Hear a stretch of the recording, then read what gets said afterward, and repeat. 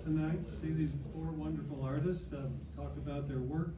The exhibit, Discovery Through Brush and Lens, is sponsored by Subaru of Indiana Automotive, and features works by four well-known artists in Tippecanoe County and Carroll counties. Each of them ventured into the Niches Land Trust 38 locations in northwest Indiana and created wonderful images of Indiana's unspoiled beauty. The exhibition is in the McDonald Gallery upstairs. How many of you have not seen the exhibition? Okay, so after the talk tonight, I think the artists would be willing to go upstairs. We can leave the galleries open for a half hour or so, and you can see the work that the real work instead of the images on here. The four artists include Dan Annarino. Dan, raise your hand, Dan.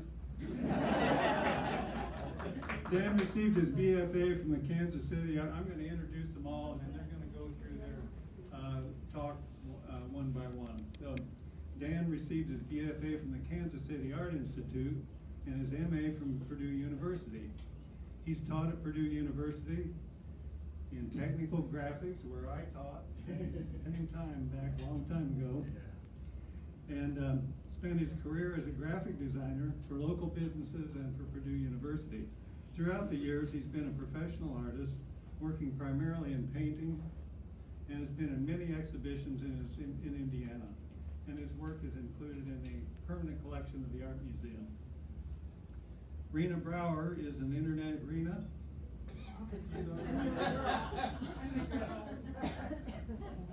And I think you've probably all seen her paint with live music. She's done a lot of those performances. She's done a couple of them here at the Art Museum.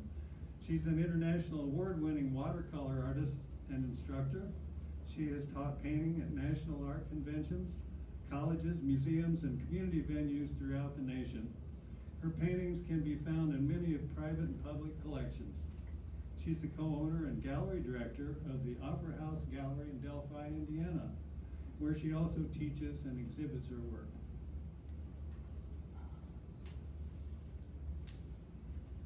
Terry? I told you how to figure that out. That's because he earned his BFA from the Heron School of Art and an MFA from Indiana University, so he knows alphabetical order. And he taught graphic design at Purdue for 8 years. I was one of his students at one time. Where before he... What? I didn't say anything. Oh, okay. Was that before World War II? I think I got a good grade. I don't remember. And that was before he and his wife Fran started Lacy Design.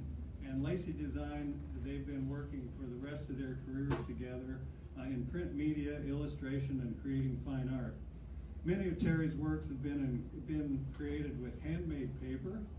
He's been exhibited widely and created a series of historic murals in the Wabash and Erie Canal Interpretive Center in Delphi, which you may have seen if you've ever been there. They're up along close to the ceiling, murals throughout the center.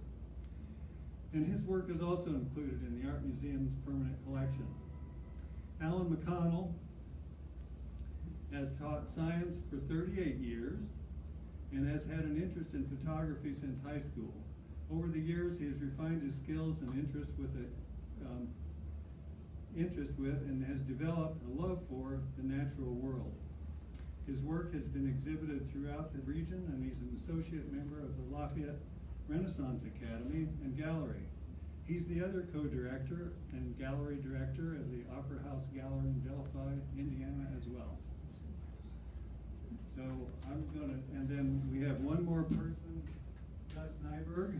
Gus is the executive director of Niches Land Trust, and he'll tell you more about that in the program. So I'm going to welcome you. I don't know what order you want to start in. Who wants to lead off? Dan? Yeah. Please welcome all these artists. Thank you.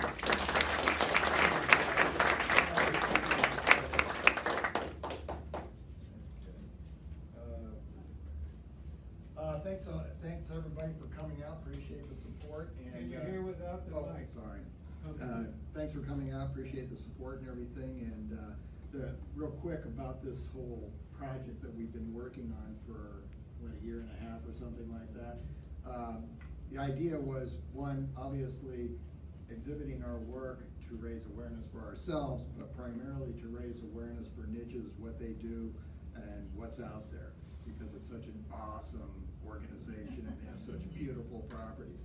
So I think it was January 2018, we got together and talked about it. We all go hang around on the niches properties and hike and paint and so forth, so we decided to try to work together, put together some shows and have them for a couple of years at various locations in north central Indiana, just to raise awareness. So anyway,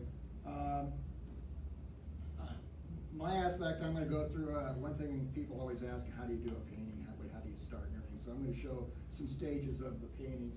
In fact, this one's just oil on watercolor, gessoed watercolor paper. I do a lot of those as studies. This is at Deer Creek up by Delphi.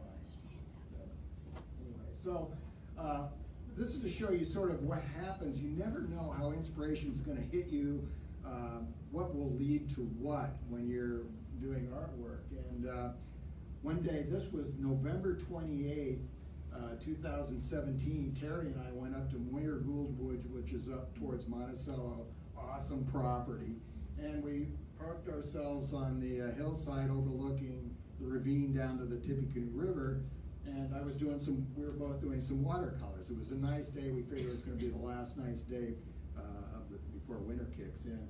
So from that, I was just doing some little studies of the trees, the vertical trees, the Tippecanoe River down below, the light, the horizontalness, and the vertical. I was really kind of getting into that. And I was just doing these quick little studies in watercolor. Then I did some larger watercolors at the studio, kind of running with it. Very stylized, and these are a little out of focus, so you have to bear with.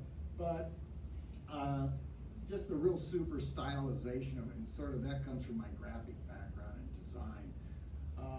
And these two pieces on each end, those are actually done on an iPad with a program called Paper-53 and a digitizing pen. It's a real awesome, cheap program. You can do some fun stuff with it. And then I did some oil on canvas, and again, very, very designy, stylized brushwork and so forth.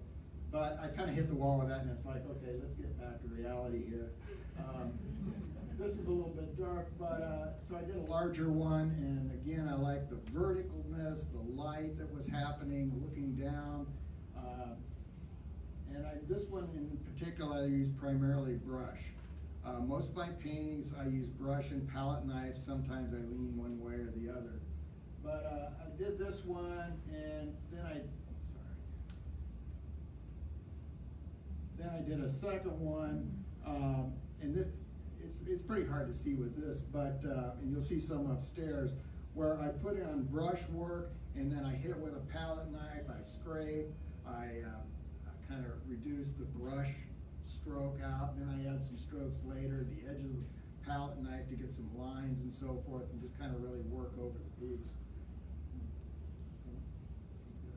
This is a piece that's upstairs. Again, same kind of technique. And the thing about Moyer Gould I really love, every time you go out there, there's this endless play of light. You know, you're going over a hill or you're looking down into the river. The sunlight, when you're down at the bottom, down by the river, the light's coming up over the hillside. And it's just really gorgeous. It's a gorgeous property. And you'll see a lot of red flecks in that. Most of the time I work, when I start my canvas, I paint it with acrylic, usually one color, and I like red a lot. Somebody asked me why, and I said, well, because I had a whole bunch of red. Anyway, and what that does, and I leave some of that showing throughout the painting, and that kind of builds some color harmony because those little flecks are kind of in there. Sometimes I use blue. Other artists will stain it and so forth. Or sometimes I'll do a painting very abstractly with acrylic, and you can paint oil over acrylic, fat over lean. I'll just do random colors, and then I'll start doing the painting on top and get some nice actions happening. And this is the image. This is at Willard Leopold, which I can never remember the name. It's out by Black Rock, which is out by Attica. Great property. It's got a big meadow that comes down to these trails. Old oak forest, and you go down to the river. Anyway, this is the original photo I worked from, fall photo. And then, okay, this is the start. This is day one. And I didn't stay in the camera. I just used a blank canvas. And I'm just, you know, really laying in the paint, build it up. This is still day one, so I get the canvas covered. Tend to work a lot darker so that you can put lights over the darks. Not always, but, you know, the general rule of thumb. Then I just kept working at it, and I started adding more details, chipping away at it. Now, I will say this painting was a real pain in the butt. And a lot of paintings are like that for me, where you start off and it's like, oh man, this is going great, I'm energized and everything else. Then you sort of hit the wall. I look at it like a baseball game. I score runs in the first few innings. And the next thing, the painting scores runs. Now it's a tie game, or they're running ahead. It's like, oh my gosh. So you sort of, a lot of people that paint and understand, you got to kind of hang in there. You know, you have to make decisions. You don't quite know what to do, but you just got to keep trying stuff. So. This is another stage. I started getting a lot finer and so forth, colors, shifting things around, but I wasn't happy with it, so then I did some radical stuff. Then I really hated it. The colors weren't right, the composition got screwed up. So, and then this is the final piece, which is upstairs. And as an artist, I get to take artistic license. You know, if you were out there, you'd probably say, well, where's that path? You know, I had a few extra paths of life and everything. So, it's not much time. I gotta watch our time because we're only on a short clock. Okay, this is, and I believe this is at Crow's Grove, but I'm not sure. They have some beautiful, gigantic pine trees out there. It's really, really nice. And anyway, so this is day one, red canvas, you know, to start. Then I start working it over. This is still day one. This is still day one. Things are kind of working out. Then I start working a couple more days with palette knife, brush, and really, you know, adding colors, moving things around, scraping, etc. Getting texturing, working out some details with maybe a fine brush, but, you know, so anyway. And then these are just some general images. Again, Moyer Gould. I love the way the verticals and the curves of the ravines and the light. I like working with that. Then I thought I'd try a winter scene. I like the play of the intense, I can't remember, I think this was sunset, but anyway, the sort of fiery, hot, warm against the vertical action, and then the cool, calm snow and quiet. That's about 36 by 48. And then this is a piece, this was the final piece of Moyer Gould, and I got in a lot more into detail and really getting more realistic. And I'm constantly fighting in my work between, you know, I'll be working and then it's like, okay, I gotta get more representational, I gotta get more traditional, no, I gotta get more contemporary, get more abstract, loosen up, you know, so it's kind of this constant battle sometimes back and forth. Sometimes I lean one way or the other.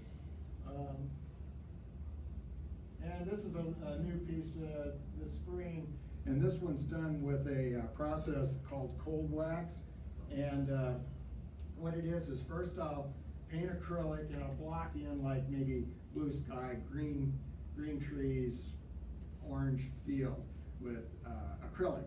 Then I take Winsor Newton oil sticks. They're these fat sticks. They're like pastels, but they're oil-based, and they're real gooey, and they're a hell of a mess. But they're real awesome. They're just bold colored. So then I'll draw on those, just real randomly, add a bunch of colors into the sky, like pinks and blues and whatnot, and the whole piece. Then the same day, because those things are really wet, the same day I'll take this cold wax, which is a jar of like a pasty wax, mix it with liquid, which is a medium, which allows the paint to dry, usually overnight. I'll mix it with the liquid, and then I mix it with oil paint. make a pile of it there, and then carefully palette knife it on, so it's this real thick surface and with different colors. And then the very next day, it's starting to set up, and it's getting kind of tacky, but it's still loose, especially where the oil stick is underneath the paint. And then I scrape the whole thing down. It's kind of a pain, but anyway, and then I'll do it maybe a second time, and then after that, then I start working in with just brush and palette knife and paint. So you can't see it here, but it's got a lot of textured grooves and cuts and surfaces and so forth. And this is a recent piece. This is, I think this is, I can't remember, it's Holly Savannah or, yeah, Terry and I were up there quite a few times. It's a beautiful spot. Anyway, across the field, and I guess these are called, the white things are called rattlesnake masters. And what's the purple stuff? Blazing Star. Blazing Star. And so I was working a little differently because now I'm really starting to get into this whole thing of, I love the sort of the chaos of looking into a field or weeds and things. There's so much going on, but yet it's all working. It's so beautiful. Well, yeah, plants. That's a good thing. I'll remember that. Well, I'm always amazed people are pulling weeds out of the yard. That looks like a flower. What's wrong with that? And I leave certain elements in here, like people always say, well, what's that thing up in the corner? What's that? And it's like, I don't know, what is it? And part of my thing is, it's like a doorway into who knows what, the universe. It's got spiritual things maybe. And the other thing I always imagine is you're sitting out there looking at a landscape, and you're looking out there in the distance, and you see, you know, a tree line and a tree and the field and everything. But what you're not seeing, or what you know is there, are bugs flying around you can't see, and atmosphere and molecules. You know, it's like, it gets pretty crowded out there. And so anyway, I'm working on a body of work now where I'm I have to shut up. Where I'm really interested in, when you're standing on a path in the woods, like a Nitch's property, and you look to the side, and there's all these different plants and vines and tree trunks and sticks and I mean, it's just, like I say, it's chaos, but yet it's got so much harmony. It's all working together. It's all part of the big scheme. I'm really intrigued by that. Even though it looks crazy, it's really organized and beautiful in some ways. So anyway, go to Nitch's properties. They're awesome. So.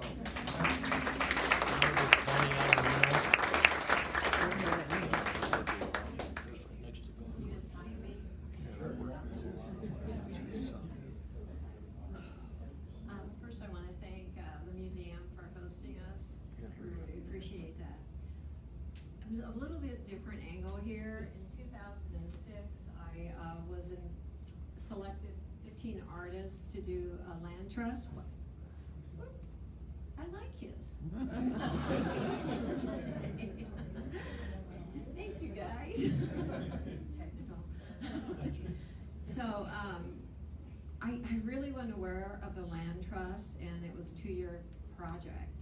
And once I was involved with that, I thought, well, don't we have something like that around us? And it was kind of amazing to think that I had no idea that we had niches. And from that, I thought, you know, if I ever get the opportunity, I want to promote this. And the best way to do it is through my art. And I found that in Carroll County, we have so many niches properties available, and people have no idea. They drive right by them. And so my whole mission on this is to try to help out Gus and his staff and volunteers in raising awareness, because for anyone, it's just so meditative, and it gives you a sense of peacefulness and inspiring. This is up there on the savannas, and you know, I love living things that's moving around, animals and birds and things. And this particular day, there were these little swifts going everywhere, probably after all the bugs that were there that day. So,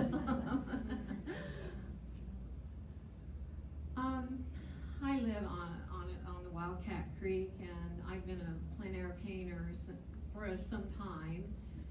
But I don't usually take pictures of myself or when I'm painting either. So some of these are dated. This is on the Wildcat, and no matter what the season is, and as you can see, as an artist or anyone, you go out onto that land and you can just see the whole landscape changes in the mood and the sense of place. That is what I like to paint, is the sense of place. I don't always do a replica of something that I see. I just, for lack of a better description, I just really like to feel a spiritual connection to where I'm at. And because of my busy life, thank you, Gus, for having these places. This is a place where I can really go and sit down and just take everything in, and all the quiet and the peace.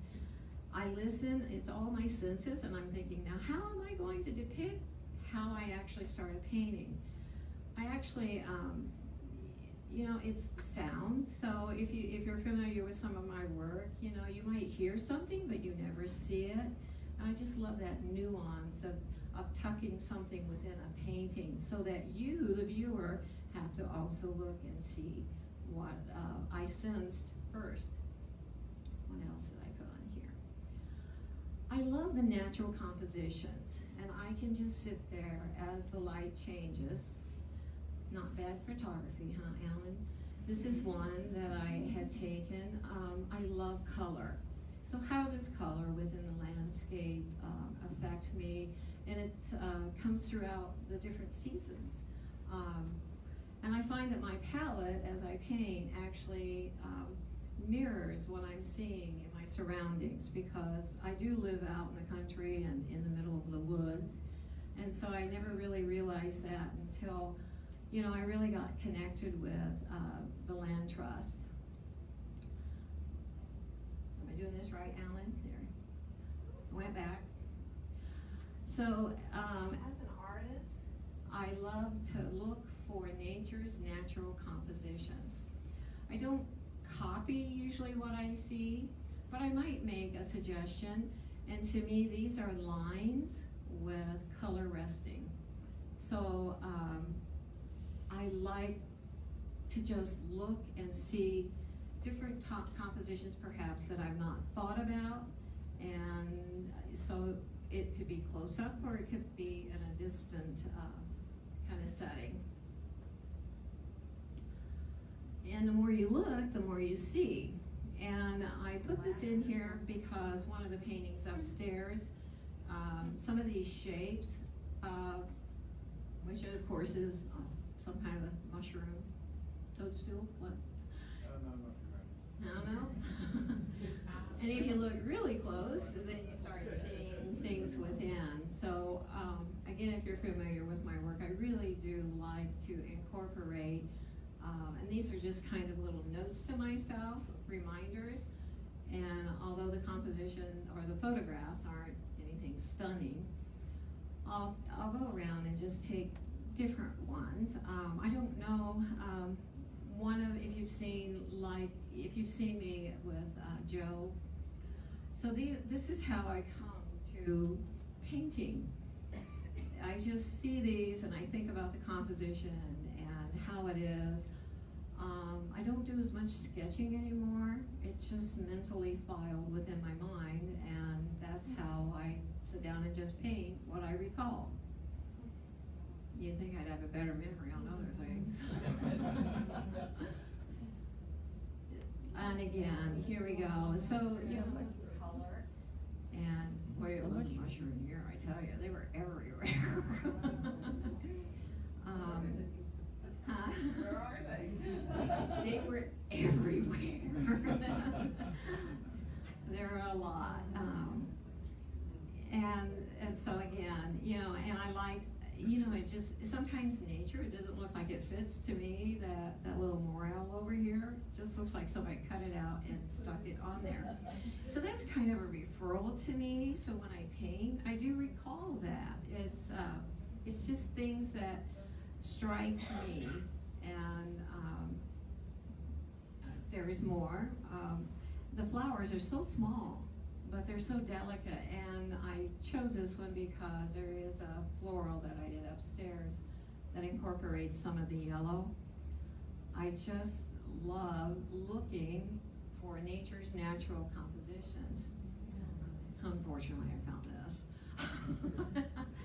But, and then, you know, there's this pop of color. All of this goes into kind of my thinking about when I sit down to paint. If you're familiar, I sit down and a lot of people just say, oh, she just throws paint on there. Oh, that was my mom. And make something out of it. But as I love the looseness and the freedom of the wet into wet watercolor. And when I see it move in my mind's eye, I recall some of these images. And that's how I actually like to paint.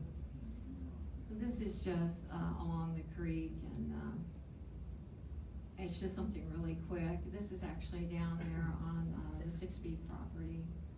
And this is what's upstairs. So you can kind of see the yellow flower that I showed you, and the shapes of the mushrooms. This is not from a photograph. So, and it's not anything that I was actually looking at the time. I might do some quick sketches while I'm out, but I really am so enthralled by what I see. I just can't usually take my eye off of it. And so this is pretty much how I approach a painting. So this one, I did go down there and paint this one on location. I heard turkeys. I don't know if you see them. But a lot of people look at it and they don't see them. And it was just a beautiful, misty kind of morning, and I could hear them in the distance, and I thought, I couldn't locate them, so I thought, if I can't locate them, whoever looks at my paintings is going to have to look for them too. So, that's it. I think I'm sitting in. So, that's how I think about and approach a painting, and a little non-traditional. I don't do all those wonderful studies anymore, like I was so enthralled with your talk. Wow.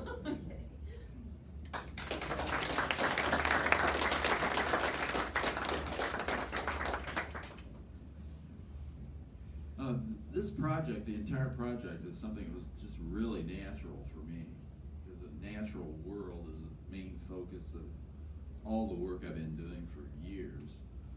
Excuse me. This particular piece is up at Fisher Oak, Savannah. And Dan and I went up there this was done on the 28th of February. I think a year ago on the 28th of February. And it just it's about the first warm day of the year. But let me move along here just a little bit. Well, one thing I wanted to say is that's not an issue. Is it? I didn't think anybody did. Most of the work, all the work in the show that I've done upstairs, it's all watercolor. And I like to paint on site. I like to get as far along on a piece as I possibly can on site. This is out west. I think it's Capitol Reef National Park. I go out every spring, and Alan McConnell and I and my son drove this year. We usually drive straight through to Utah from here and spend about 9 or 10 days. And we threw this in just to give you, to show me working at a different location. This is also in, that's at Escalante National Monument at Upper Calf Creek Falls. It's big water tanks that go over. But when I'm working, let's see, there we go. And this is at Moyer Gould Woods. I think it's the same date. Yeah. 20, no, this was November. Oh, November. The last of the year, and Dan took these shots. Like I said before, I really enjoy working right on site and seeing how much I can get completed on site. When I go back, when I bring the work back, sometimes I'll work on it more. Sometimes I might leave the entire sky out, for instance, and maybe work on the sky later because I can control how I hold the paper and how water flows on paper. Excuse me. When I'm working on clouds, for instance. So I approach it, sometimes as, I don't know, it's a little bit hard to explain, but I try to work it out as much as I can and then try to remember what the clouds were like, for instance, or maybe there's some aspect of the water that I deal with later, some detail. Sometimes it takes some photographs to use as a reference for later, and sometimes on some of these pieces, I'll see if this will work. On some of these pieces, I'll do an initial watercolor, and then I might do 2 or 3 more watercolors from it. This particular watercolor is up at Fisher Oak, Savannah. It's the same as the one at the beginning, but this is an initial study on site. And yeah, okay. And this was another study from that study. And when I'm working on something that has 10,000 details in it like that, I'm always trying to figure out some way to take a few strokes of the watercolor and simplify it somehow. So I went back and tried to do another version of it and just make the background as simple as possible and focus on the dead grasses in the initial closeness of the image. Let me see here. Okay, and this was the one back at the beginning. So after doing some of those other sketches, then I went back and decided to do another version of it larger. And this one's upstairs in the show. And when I worked on this one back in the studio and at home for a long time. I mean, I probably worked on it off and on for a month or more, or maybe more than that. I don't know. But I finally was satisfied with it and finally decided to frame it and put it in the show. This is, well, obviously, it's Holly Savannah. Dan and I were up at Holly Savannah. This was last summer. Some of these plants, Dan mentioned before, something like this rattlesnake master plants, and there were a multitude of other plants. Let's see. Yeah, just a second there. Okay, this is basically where I was stationed up there at Holly Savannah, on the edge of the woods, looking out across that vast open space.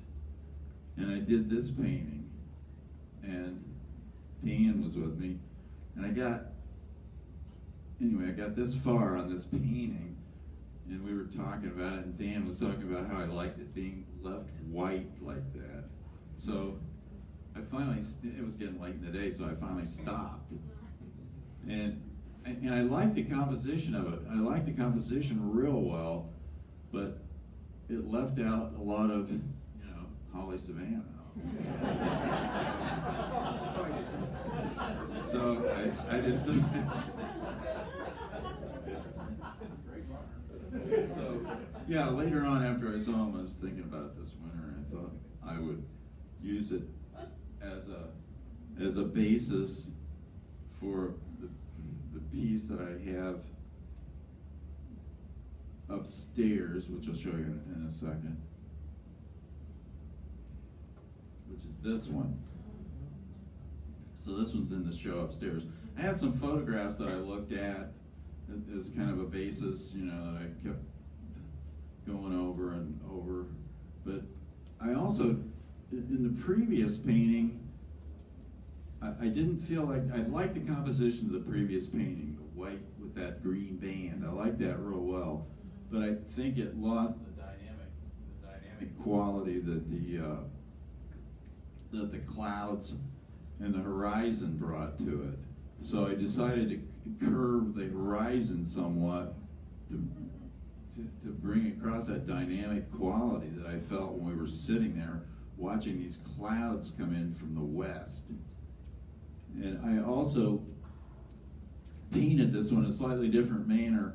The upper part of it is more of a wet and wet process. I get it really wet and dropped in the blue and drilled gently several times. In the lower part, I spent a lot more time with smaller brushes and working on slight, subtle variations to create the feeling of that undulating quality in the grasses and so forth. Now this next one was, and this is in the show upstairs, and this is up at one of those sites called Shepherd Savannah, not Shepherd Savannah, Shepherd Swamp.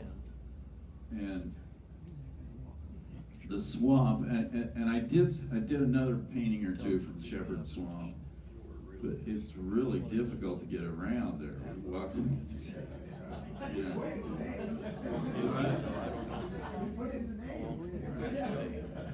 I know. I mean, we couldn't work very well in some spots. We couldn't walk.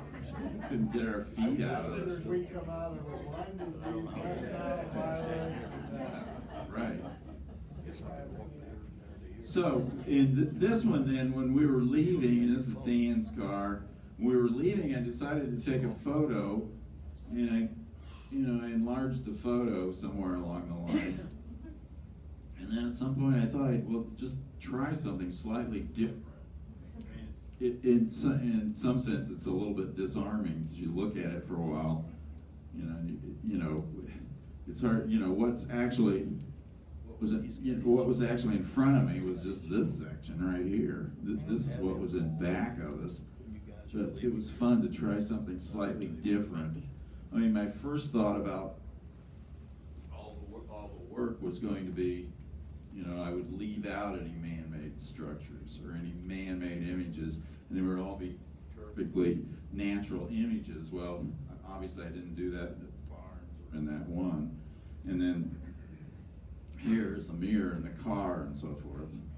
But I mean, that's still all part of it when you're working. So I decided, I'd go ahead and try something different in terms of composition, and I like the way it came off.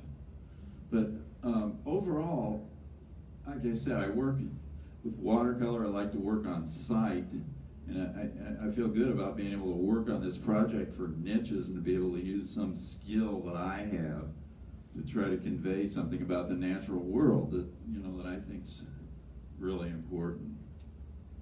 Now, this is not a niche's property, but I wanted to throw a couple other things in here. This is a handmade paper piece. I work with handmade paper a lot. It's more or less, the main focus of a lot of my work. I worked on a couple handmade paper pieces from the sketches from the niches project, but I wasn't satisfied with them, so I didn't put any of them in the show. But I'm going to try to use some of my sketches that I have now. I've got a lot of sketches. And usually before I work on something, especially like a paper piece, I'll make a lot of sketches. I mean, I might make 15 different sketches or more just for one image before I even start working on it. And I hopefully I can get a couple other pieces that I like in handmade paper inspired by the niche's work is what my objective is. Let's see. This is another obviously handmade paper piece. I like working with handmade paper because I can control, excuse me, I'm working with wet paper pulp, and I can use that pulp and control the pulp to help define the edges of clouds, the edges of fields, or working with water. And I want to try to incorporate that more in some of my upcoming pieces based on niches sites. Let's see. Wait a minute, I think the next one's Alan's. But I think if any of you, if you have time, it's really worth it to try to go to and explore some of the niches sites. We've been up to, I don't know, when we're painting, usually we never see any people at all. It's really, really a nice, we have maybe once, not very much at all. Anyway, let me go. Okay, I'll give the microphone to Alan.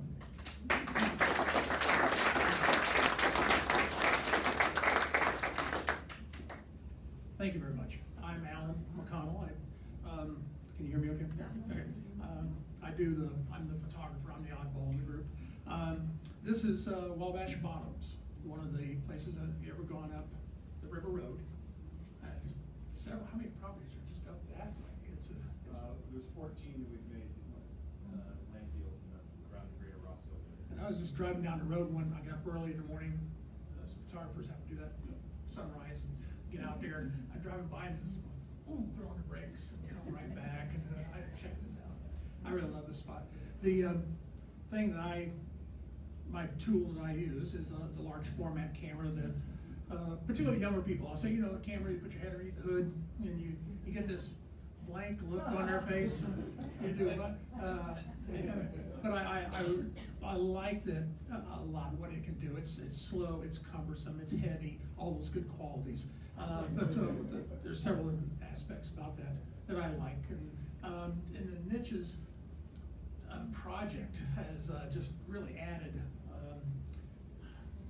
some great, I don't know how do I say it, inspiring to me without getting too kumbaya here. And it was I just love being out there. This is up at Fisher Oak, Savannah. We're early in the morning. It was foggy and misty and totally by myself, and had all sorts of time to explore around there. Out at Black Rocks this spring. You think of come on, turn it. You can think of a Black Rock area, and I'm sure a lot of you maybe have been out there. It's really cool to be out there.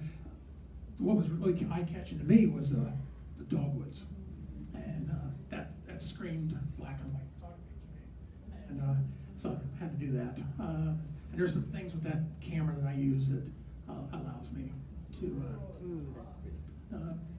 This is Moyer Gould. If you ever been to Moyer Gould? Everybody knows this tree. Now, wouldn't you love to be a kid and have that in your yard? Wouldn't that be a treehouse tree?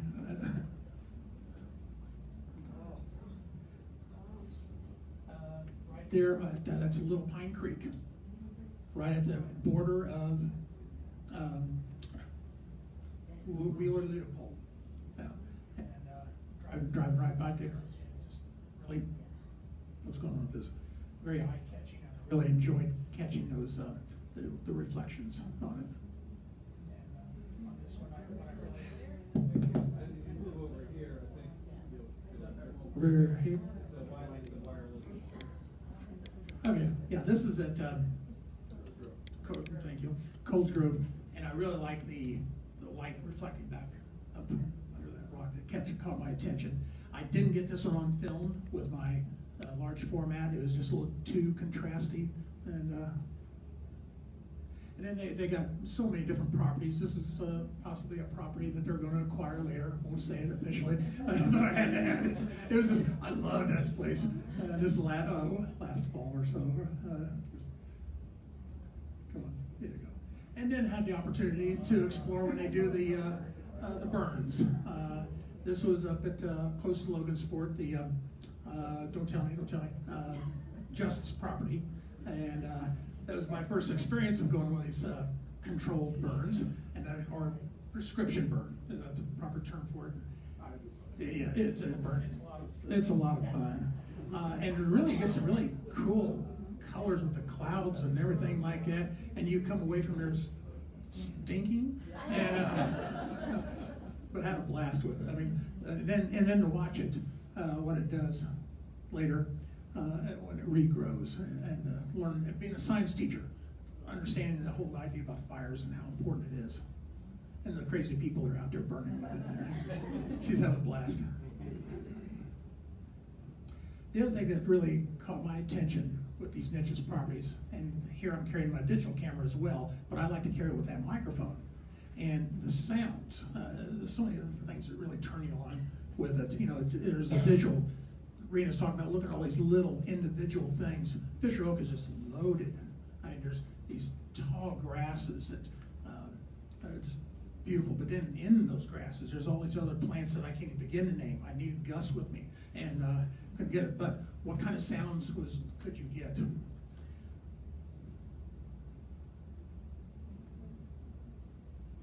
my sound's not working. Come on.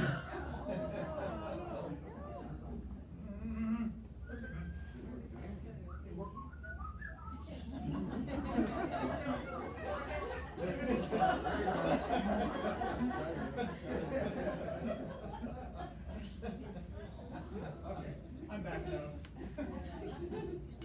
Let's try it again. Repeat. Catch any sounds.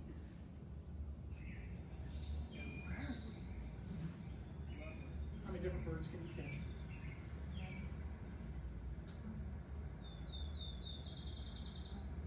There's bees. All right. I got that one sound going on. And this scene particularly really drew me to this one particular image that you'll see up in the show.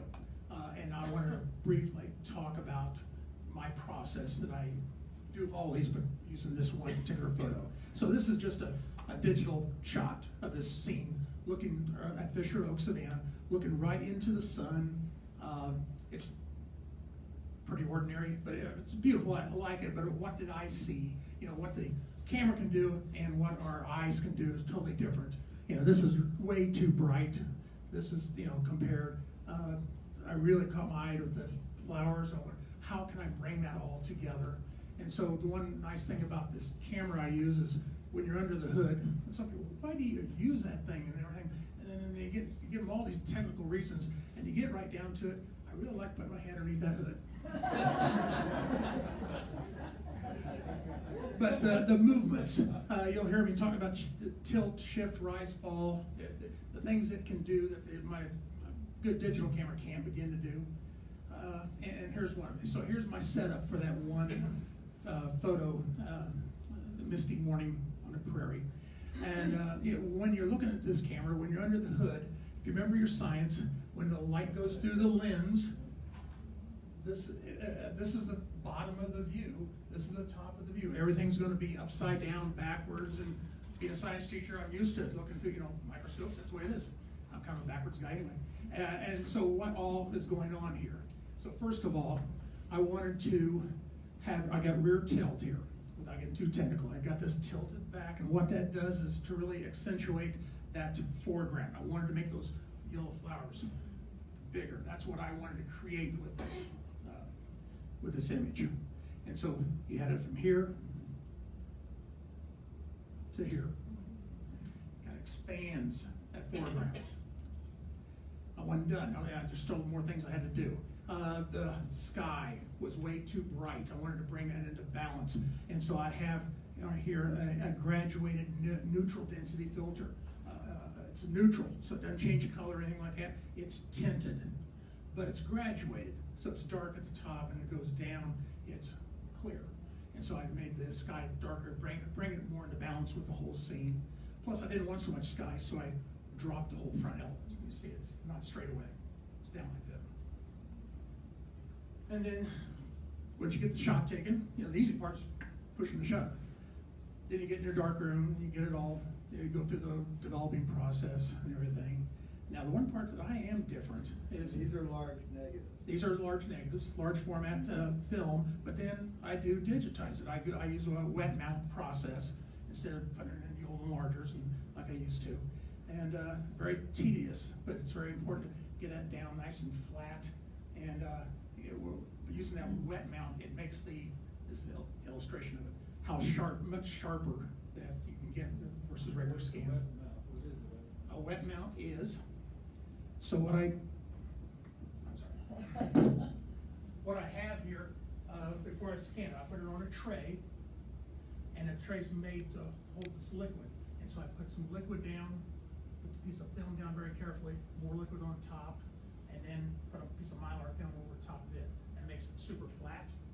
It also makes the light passing through, it goes through in liquid rather than air. And so air has a tendency to scatter light. Wet mount scan makes it much sharper.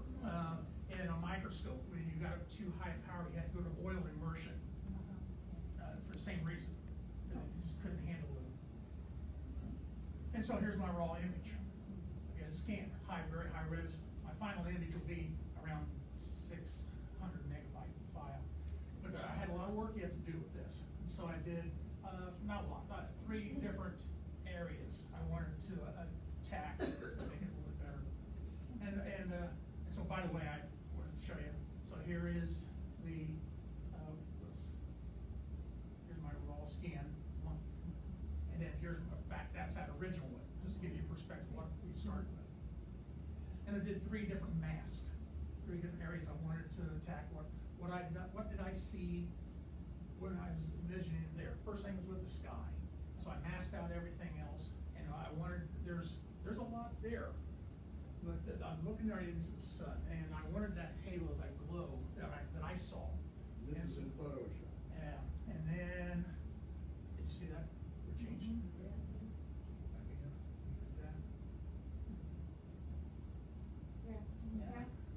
Has a nice halo with it. And then, so next thing I wanted to do is, the main subject matter was that foreground, those flowers, remember, that I expanded on. And so I masked out everything else, and now I'm gonna work with just I use what's called curves, if you ever mess with Photoshop, but just get that particular spot adjusted just right. I brought out that. And then the final area was in that mid-range, is too flat. It's a little too, I need more contrast in that, but I want it to be different contrast than that foreground too. So, masked out everything else, only gonna affect that area. And you can see my curves bar, it is different from the previous one. And what it does, just slight change to it. I wanted to keep everything looking natural, but I'm still creating it. And then I end up with that final flatten the image and finalize it that way, which you'll see. That's a little bit of what I go into. And I wanted to leave you with this last image, which you'll see up there. This is a majestic oak. This idea came to me when I was, this one did. You may have known this guy. I found this on your website. It's Wheeler Leopold Nature Preserve. It is, it's his son, Leopold. Carl Leopold was a professor at Purdue, and he owned the property with the Weilers. Yeah. Weilers? I messed that one up, didn't I? All 3 of you did, don't worry about it. They got some strange spellings there. But I just loved how that oak and that rock are all together, solid together. 2 hickories on either side. And that's, again, another reason what that camera can do. And it doesn't make it, you can get a better perspective control with it. So, and back to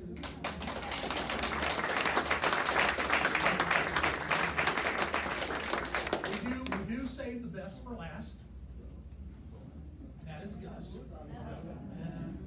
Gus is out there, and he's gonna give us a few words. Oh, that was better at the Fire photo.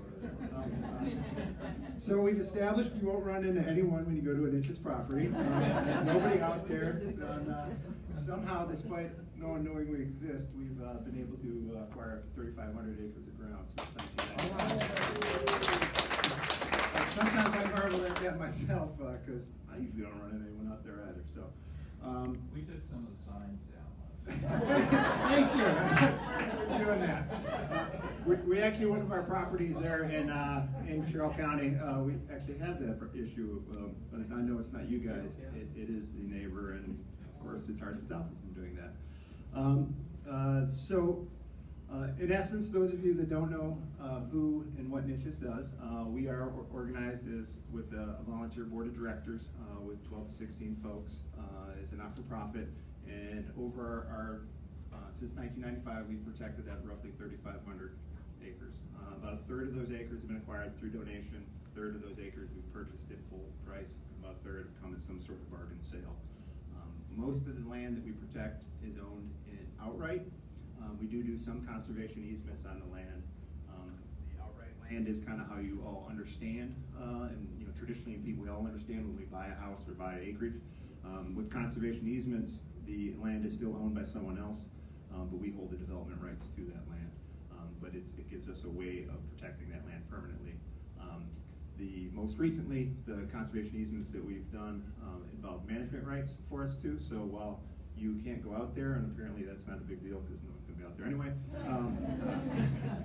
we do get all the management control of the property. So the goal of what the organization is trying to do, though, besides creating access points for people to get out and enjoy the land, is to create viable natural habitats in the landscape.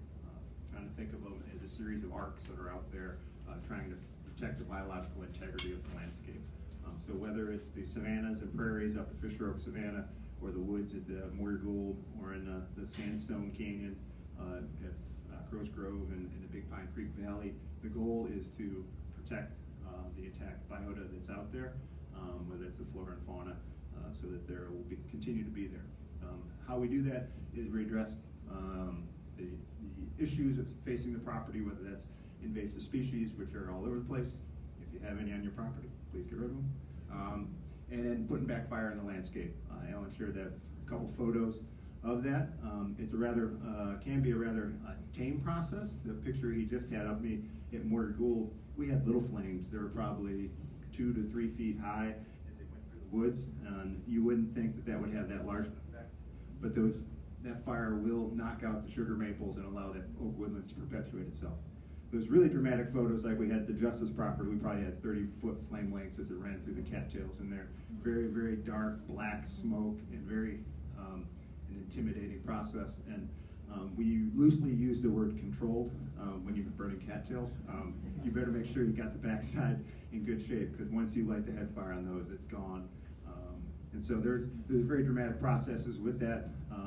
Another important process that we try to address is to restore the hydrology in the landscape. So whether that's busting tile, filling ditches, bringing water to the surface is one of the most essential things you can do to protect the landscape, whether that's creating habitat for frogs and dragonflies and damselflies and the like, as well as creating a process that's a little bit longer and not mainlining things into the wetlands or into the streams like the wildcat.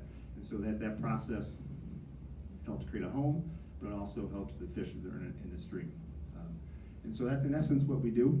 We're supported by a number of individuals, businesses, as well as foundations, and we're planning to be here forever. So get out, get a hold of, find the local property near you. We got some really nice ones coming on soon, as we are always working on doing. We have to add roughly about 150 to 200 acres generally in any given year. So we're trying to mostly focus those efforts to make larger and contiguous habitats. So that's kind of where we'll be focused in the future.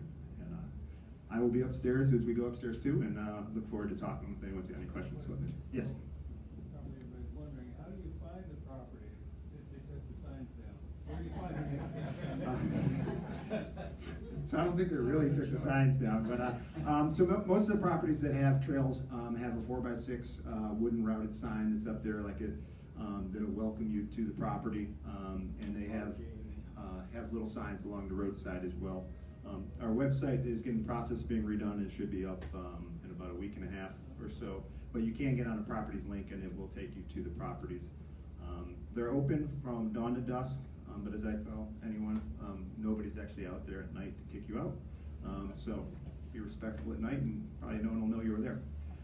We do close a lot of the rural properties in November. The deer are heavily impactful on natural areas at the levels there, and so we do deer hunting during that time in order to keep the property, the trilliums and lilies in a happy state, i.e. not eaten. Yeah, so that's where kind of website you get directions to all the properties. And a lot of, and many of the properties have parking area, the signage of how to get in, and nice trails cut through, and so some are a little more rustic, some are a little bit more adventurous. Yeah.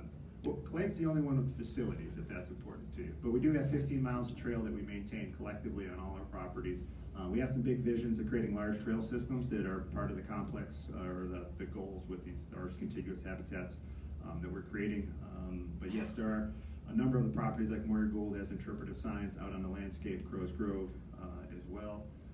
Probably missing a couple others. We have stuff at Clegg that explains kind of what you're seeing and stuff while you're out there. And then we also do various events, whether it's the Wednesdays in the Wild or events that are organized by us to do interpretive hikes if when people are interested in kind of rubbing shoulders and kind of learning what we're doing kind of with us firsthand. In some of the grassy sites and things that we saw, you ever run across snakes? We love snakes, so that might not be what you wanted to hear. And up at Fisher Oak Savannah, we have some of those really big bull snakes that can get to be about 5.5, 6 feet long.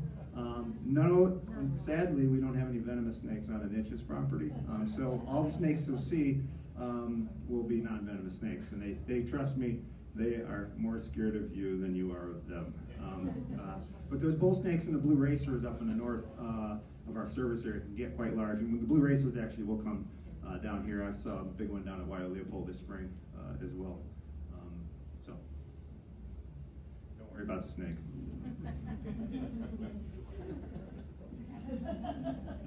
We almost acquired a property with that. It's used to have Massasaugus, the prairie rattlesnake, which was native to this area, but it didn't quite happen. So I thought about, as the years were going, talking about your process, just to do a whole thing about how what one land acquisition project can entail, but that has to be too additive.